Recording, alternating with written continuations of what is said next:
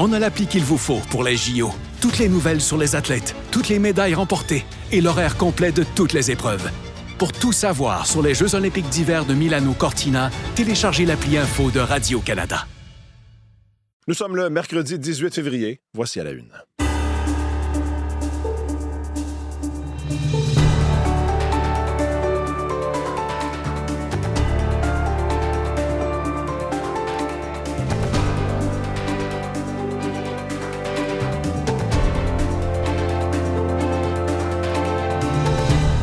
Bonjour, bon mercredi, bienvenue à l'émission, c'est Mathieu Bellumeur au microphone. J'espère que vous allez bien, content de vous retrouver. Merci d'être avec nous ce matin.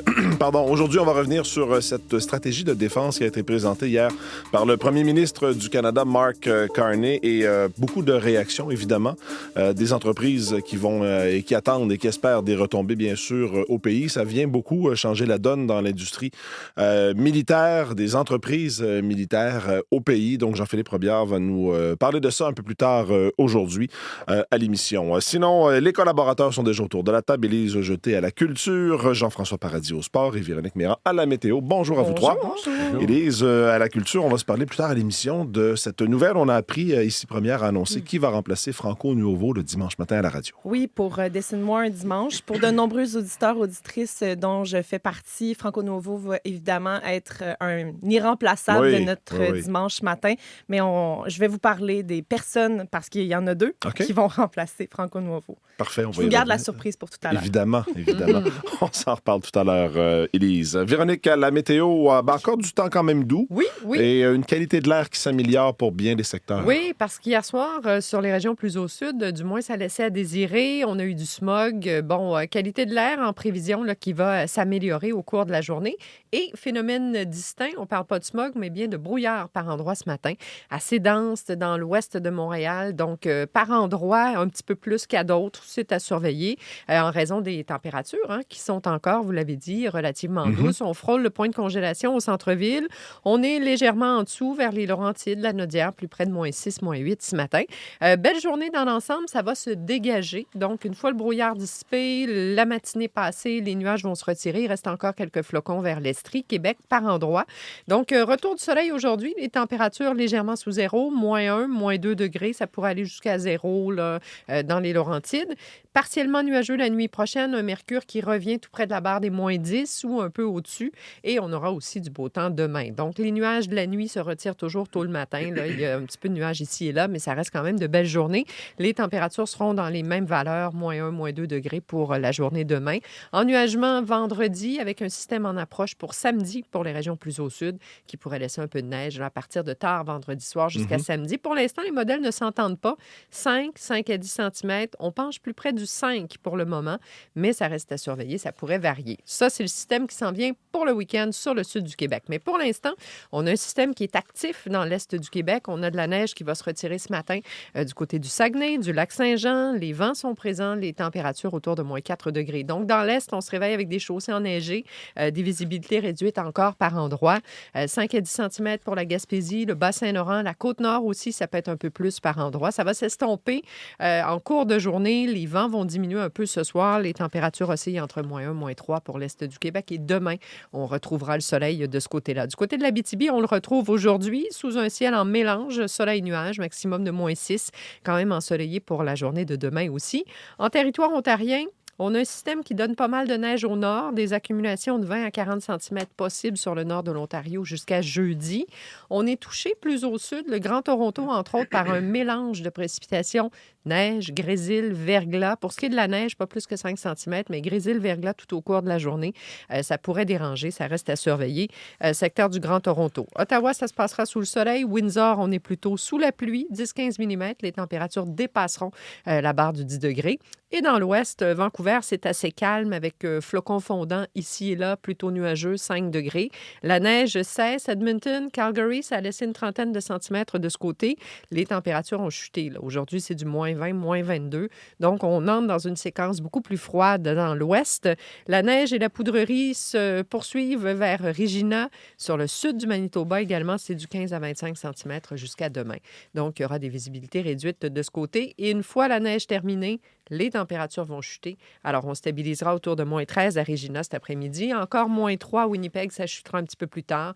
Mais ce n'est pas terminé, ces chutes de neige dans l'ouest. Merci beaucoup, Véronique. Bonne journée. Bonne journée. Alors, Jean-François, oui, le Canada qui a mis la main sur une 3e médaille d'or hier aux Jeux olympiques en patinage de vitesse longue piste. Oui, c'était une magnifique course. Le oui, Canada, oui, qui a défendu son titre. Ce n'est pas rien, défendre un titre olympique. Il faut le faire avec succès à la poursuite féminine par équipe sur longue piste, comme vous le disiez, pour ajouter donc cette 3e médaille d'or à sa récolte.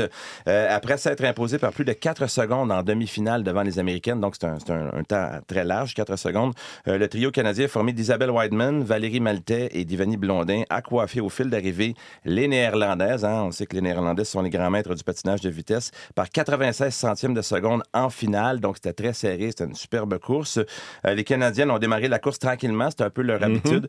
On a eu chaud un peu, là. Oui, mais... oui, non, ceux qui connaissent ça savaient que les départs canadiens étaient peut-être plus lents, mais moi qui suis pas ça au quotidien, là, je me disais, qu'est-ce qui se passe? Non, effectivement, parce qu'on sait qu'elles sont bonnes pour sprinter vers la fin, pour accélérer leur vitesse, si on veut. C'est pas tout à fait un sprint. Mais quand même, je trouvais que c'était serré. Les Néerlandaises sont très fortes, mais elles ont donc comblé ce retard de 65 centièmes de seconde. Pour finir en force, pour réussir le même exploit qu'à Pékin il y a 4 ans. En finale, il y avait beaucoup de finales aussi hier. En finale du grand saut en ski acrobatique chez les hommes, le Dylan Deschamps de Québec a terminé au 7e rang d'une finale qui était vraiment relevée sous la neige en plus. Il y avait d'autres épreuves plus tôt dans la journée à Livigno qui avaient été reportées en raison des conditions climatiques. C'était pas si évident. Deschamps a tenté le tout pour le tout lors de son dernier saut avec un quadruple périlleux qu'il n'a pu réussir. L'athlète de 23 ans en était à ses premiers Jeux olympiques et il a confirmé qu'il sera de retour pour les prochains Jeux olympiques. Maintenant, au hockey, on passe au match éliminatoire. Oui, c'est ça, les quarts de finale aujourd'hui. Donc, ça commence à 6h10. C'était les matchs de barrage hier. Donc, la Slovaquie de Juraj Slavkovski contre l'Allemagne à 6h10. À 10h40, Canada-Tchéquie. À 12h10, Finlande-Suisse. Mais 15h10, les États-Unis contre la Suède. Ça, c'est un match qui risque d'être assez corsé parce que ce sont deux équipes d'à peu près même niveau. On sait que les Suédois là, peuvent être très, très méthodiques dans leur approche du jeu. S'ils prennent les devants, ça pourrait être difficile pour les Américains. Ça va nous mener aux demi-finales vendredi et demain en après-midi, la finale des femmes, c'est à 13h10 en hockey féminin. Et qu'est-ce qu'on surveille aujourd'hui? Ben, écoutez, il y a vraiment plusieurs choses, étant donné aussi que l'horaire est un petit peu condensé aujourd'hui à cause des rapports d'hier. Entre autres, en saut acrobatique, en ski, on s'y perd un peu avec le ski acrobatique. Il y a plusieurs sauts. Là, c'est le saut simple, si vous voulez, là, qui est très complexe. Marion Thénault avait remporté le bronze en équipe mixte à Pékin, 7e place en solo. Elle a terminé première aux qualifications il y a quelques instants. Les 6 meilleures passent directement en finale, donc elle sera de la finale. C'est à 7h, cette finale en saut acrobatique en ski. Qualification chez les hommes, c'est remis à jeudi, la finale jeudi. Il y a également la finale chez les hommes en snowboard, en slopestyle, planche à neige, descente acrobatique avec Mark McMorris. Ça commence à 5h20. Là, la dernière manche est à 6h16. Et puis, en ski de fond, les Canadiennes ont terminé 3e en qualification du relais sprint par équipe. Les 15 meilleurs temps sont qualifiés pour la finale. La finale, c'est à 5h45. Donc, ça, c'est quand même intéressant, cette 3e position en qualification pour les Canadiennes. Les hommes se sont qualifiés 14e. Ça, la finale chez les hommes en ski de fond sprint en relais, c'est à 6h15. Beaucoup de choses à surveiller, en effet. Il va falloir avoir des yeux partout. Oui. Tout le tour de la tête. Merci beaucoup, Merci Jean-François. bien. Bonne journée.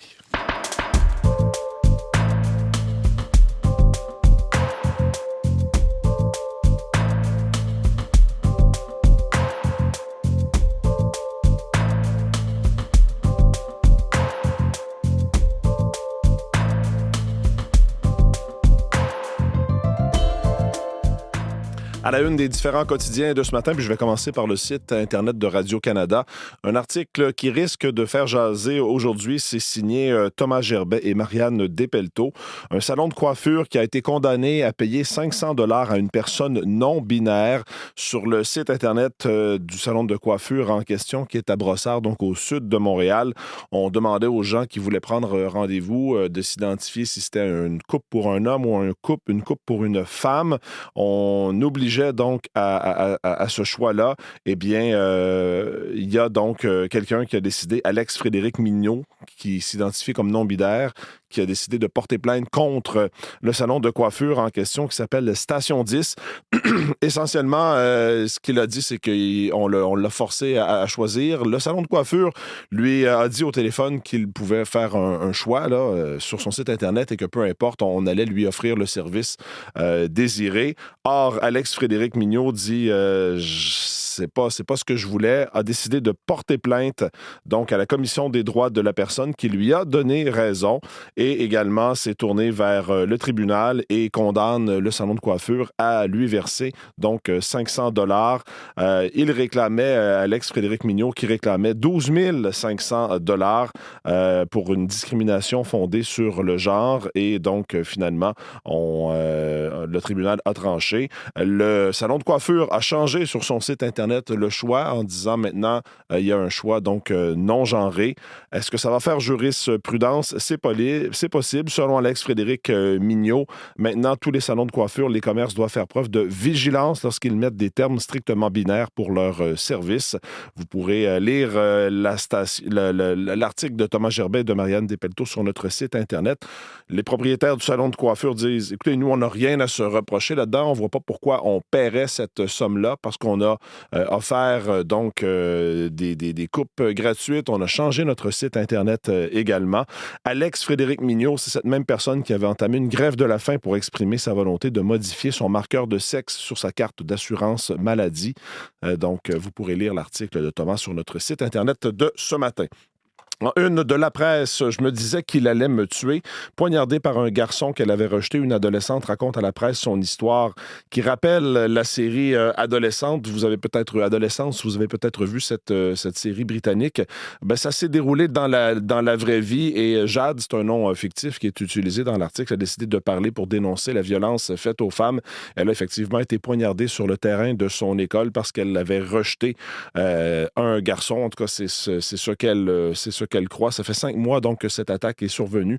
L'adolescente qui a décidé de raconter son histoire à la presse, l'accusé, le jeune homme, la jeune adolescent qui l'a attaqué, est accusé de tentative de meurtre, de possession d'armes.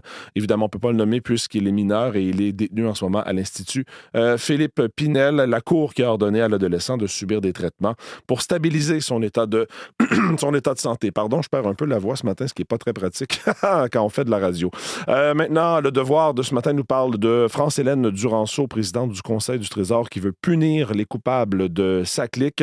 Hier, conférence de presse du gouvernement à la suite des révélations du juge Denis Galland sur le fiasco Saclic. Donc, la présidente du Conseil du Trésor qui veut voir de quelle façon on pourrait adopter, par exemple, des mesures disciplinaires, suspendre ou encore rétrograder des gens qui n'ont pas agi ou qui ont menti au gouvernement à la suite donc de ce virage numérique raté de la Société de l'assurance automobile du Québec.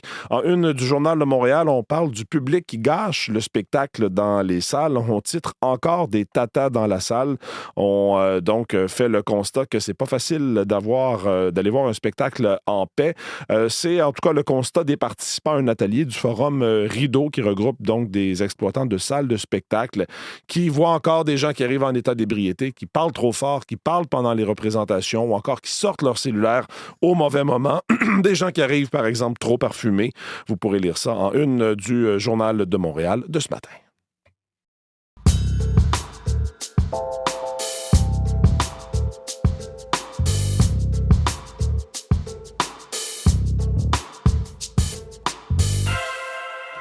OK.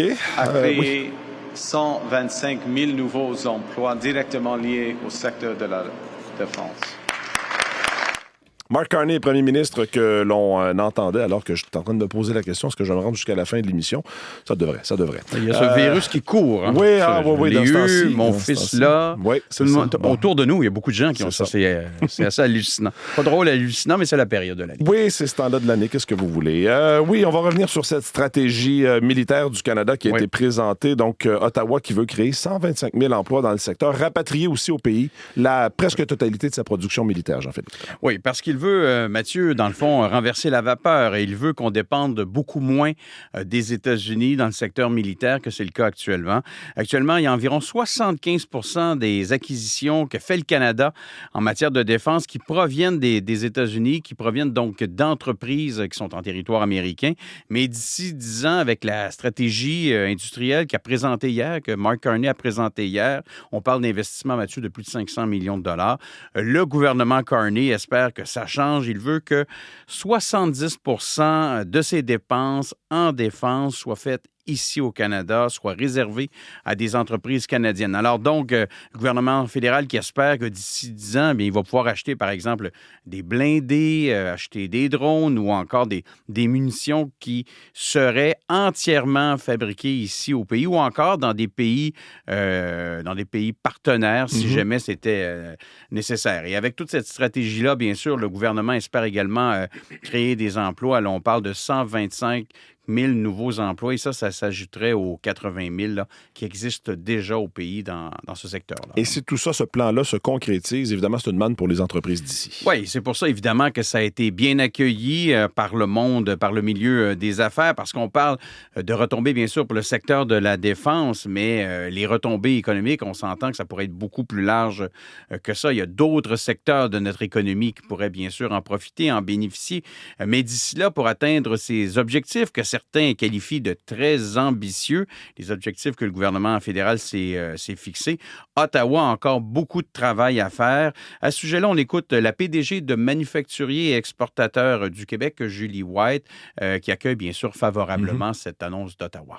Ça va permettre à nos entreprises d'investir ici, de dépenser ici pour avoir accès à des contrats. Maintenant, les conditions pour que ça fonctionne, s'assurer que notre approvisionnement public soit plus efficace, qu'on favorise réellement un accès juste au marché canadien des entreprises qui œuvrent dans la défense. On a plein d'exemples des entreprises qui disaient, moi, je vends à la marine américaine, je vends en Europe, je vends aux Pays-Bas, je vends en Asie, mais je ne suis pas capable de vendre au Canada. Donc, il faut régler cette question d'approvisionnement-là. Autre réaction, celle de Véronique Proulx, la PDG, elle, de la Fédération des chambres de commerce du Québec, qui souhaite, elle également, qu'il y ait des assouplissements qui soient apportés par le gouvernement fédéral là, dans l'application de cette stratégie. On l'écoute. Bien, de façon générale, je voudrais que les entreprises aimeraient voir les processus d'approvisionnement de la défense simplifiés globalement. Donc ça, c'est la première étape pour donner plus d'agilité, de prévisibilité, puis nous permettre d'avoir accès aux contrats puis de faire des investissements plus rapidement. Maintenant, quand on parle d'exportation, c'est important. Le premier ministre a mentionné qu'il veut augmenter de 50 % les exportations dans le secteur de la défense. Bien, pour exporter, ça prend des permis d'exportation. Et présentement, c'est un processus qui est très long, qui est très lourd à faire mondial. Donc, des défis encore pour le gouvernement Carney. Et tout ça, cette stratégie-là, il ne faut pas l'oublier. Le gouvernement, donc, la met en place, la met en application. Et ce sera bien sûr le défi, ce sera comment peut-on le faire sans froisser notre voisin, sans froisser le président américain Donald Trump, dont il serait intéressant de voir la réaction. Là. Merci beaucoup, Jean-Philippe. Merci, bonne journée.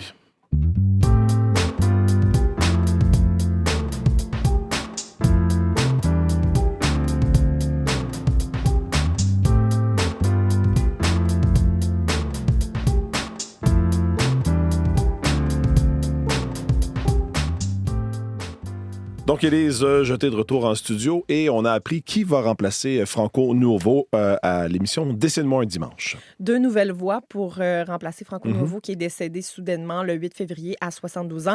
Catherine Perrin et Philippe Fémiou vont se relayer au micro sur Ici Première jusqu'à la fin de la saison tous les dimanches. Catherine Perrin va être en ondes dès ce dimanche, le 22 février. Mais il se pourrait qu'elle doive céder l'antenne dès 8 heures si l'équipe canadienne masculine atteint la finale des Jeux de Milan-Cortina. Ah oui. Parce que, comme le disait Jean-François tout à l'heure, si c'est le cas, eh bien, Ici Première va diffuser le match. La finale féminine, elle, va aussi être retransmise sur Ici Première demain dès 13h avec une équipe là, dédiée à l'analyse et à la description du match. Miley Cyrus va replonger dans ses années Hannah Montana. Donc, ça, c'est vraiment le début de sa carrière. Oui. C'est à l'occasion des 20 ans de cette série télé qu'il l'a révélée au grand public. On va se rappeler des souvenirs. You get the best of both worlds. Chill it out, take it slow. Then you rock out the show. You get the best of both worlds. Mix it all together. Je peux pas dire que j'ai suivi Hannah Montana. J'allais vous poser la question, Mathieu. Est-ce que ça vous rappelle des souvenirs? La chanson ne me rappelle aucun Qu'est-ce que souvenir. ça vient chercher en vous? Je pense que j'étais trop vieux déjà. C'est ça. Même moi, j'étais... moi, je pense que j'étais aussi un peu... Je l'ai regardé à quelques reprises, mais moi aussi, j'étais trop vieille. Là. Mais elle, en tout cas, replonge là-dedans. Oui, exactement. Ce sera une émission spéciale qui va prendre la forme d'une longue entrevue menée par Alex Cooper, qui est l'animatrice du balado Call Her Daddy. On va pouvoir entendre des souvenirs de tournage, des moments musicaux, un regard aussi plus mature sur l'impact qu'a eu la série dans sa vie, maintenant qu'elle est une adulte. Et ce sera offert sur Disney+ dès le 24 mars. Et dans un communiqué, Miley Cyrus a rappelé que ce personnage-là va toujours faire partie d'elle et qu'il a créé un fort lien avec toute une génération. Hannah Montana, qui a été diffusée de 2006 à 2011. Et ça racontait la double vie d'une ado ordinaire qui était secrètement une star de la pop. Une nouvelle web-série arrive sur tout.tv la semaine prochaine. Luc Sonnet et Étienne Gallois forment un tandem intergénérationnel au cœur de la comédie Mon coloc de 80 ans. C'est offert sur ici tout.tv extra dans la section Véro TV. Dans la série, on suit Jérémy qui a 30 ans et qui est forcé de retourner vivre chez son grand-père Marcel qui lui a 80 ans. Après avoir réalisé qu'il n'a plus les moyens de payer son loyer, donc avec la crise du logement, je pense que c'est une fiction qui n'est pas si impossible que ça. On va écouter un extrait de la bande-annonce. Comment ça, vous habitez ensemble? Ah, on est coloc. Comme un proche aidant? Pas vraiment. Ben, un peu quand même. Jérémy a perdu son emploi. C'est quoi, t'as trouvé cute? Tu peux pas dire qu'elle est pas belle. Ben oui, on papa, elle a 82 ans, là, je vais pas commencer à dire qu'elle a... Oh, OK. Donc, le jeune Jérémy va vivre des rendez-vous Tinder, notamment, qui tournent mal. Et sa cohabitation avec Marcel va souvent virer à l'absurde, évidemment. Mais ça reste rempli de tendresse. Et ça nous montre aussi que même s'il y a des malentendus et tout, l'âge, c'est juste un chiffre. Et on peut être coloc avec son grand-père. La série est réalisée et adaptée par Michael Gouin. Ça s'inspire du format canadien My 90-Year-Old Roommate. Okay. Et donc, on aura 8 épisodes de 6 à 8 minutes chacun. Ça s'écoute super bien. Moi, je les ai dévorés et ce sera mis en ligne le 26 février. Et c'est tendance, ça, d'avoir des courtes, de courtes émissions, de courts épisodes comme ça, de quelques minutes. Ça se dévore. Ça s'écoute rapidement là, pendant une pause au travail, par exemple, quelque chose comme ça. Dominique Fils-Aimé lance un nouvel album vendredi. Oui, ça s'intitule My World is the Sun. C'est un album sur lequel elle mise beaucoup sur son instinct. C'est très incarné comme album. Voici l'extrait qui s'intitule Phoenix Rising.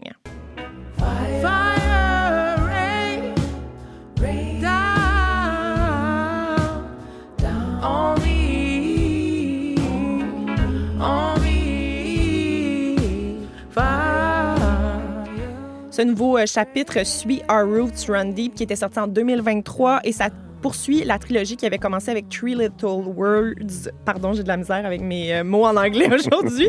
En 2021, ça a été enregistré en grande partie en formule live pour capter l'émotion sur le vif. C'est très tendance parmi les artistes en ce moment parce qu'on a besoin de beaucoup de réel. Dominique Fils-Aimé qui va faire énormément de spectacles dans les prochaines semaines, les prochains mois, un peu partout au Canada. Et elle sera le 27 juin au Festival de jazz de Montréal. Dominique Fils-Aimé, My World is the Sun et l'extrait s'intitule Phoenix Rising. On va se laisser là-dessus. Merci, Élise. Bonne journée. Avec plaisir.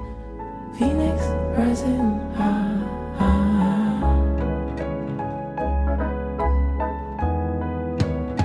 Très jolie pièce, donc, de Dominique Fils-Aimé, nouvel album ce vendredi. Voilà pour cette édition. Dans la une, vos équipes du matin prennent le relais dans les prochaines minutes. Merci d'avoir été là. Encore désolé pour la voix. On va travailler là-dessus. On va être plus en forme demain. Salut. On a l'appli qu'il vous faut pour les JO. Toutes les nouvelles sur les athlètes, toutes les médailles remportées et l'horaire complet de toutes les épreuves. Pour tout savoir sur les Jeux olympiques d'hiver de Milano-Cortina, téléchargez l'appli Info de Radio-Canada.